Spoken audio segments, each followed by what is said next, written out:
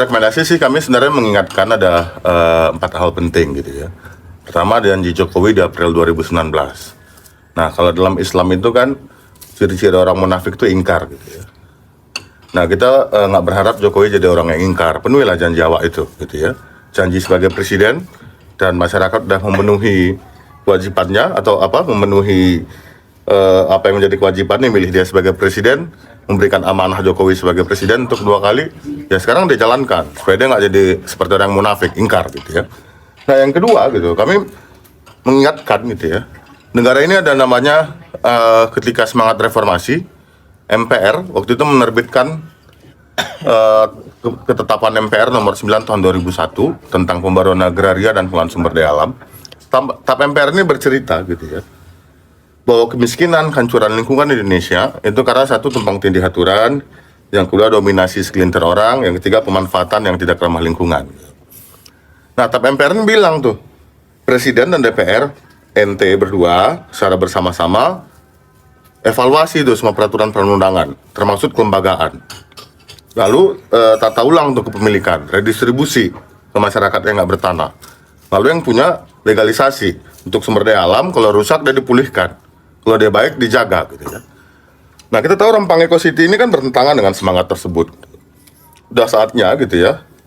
Udah 13 tahun, 23 tahun mungkin ya, 23 tahun TAP MPR ini.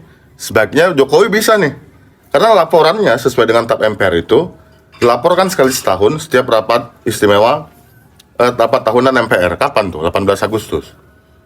Nah, jadi Jokowi bisa menggunakan rapat tahunannya terakhir di MPR untuk melaporkan perkembangan ini. Salah satu progresnya apa? Dia evaluasi tuh proyek Rempang Eco City. Itu yang kita mau gitu ya.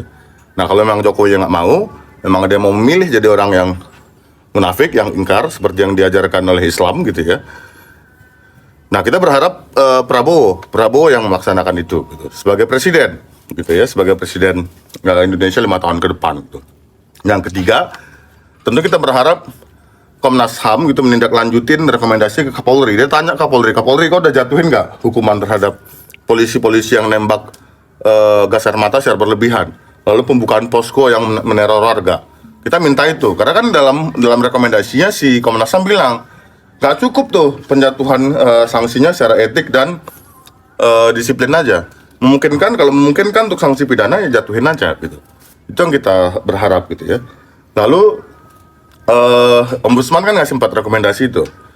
Ada pengabaian terhadap masyarakat adat, HPL-nya masih berpanjang, belum bisa seharusnya gitu. Yang ketiga, proyek didesain terlampau cepat.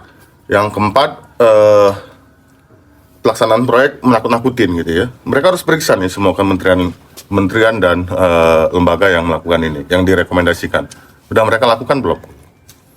Karena ini kan apa yang dilakukan Ombudsman dan Komnas HAM itu kan untuk memaksa pemerintah, kementerian lembaga menghadirkan wajahnya sebagai wajah negara yang 2 tadi, melindungi dan mensejahterakan.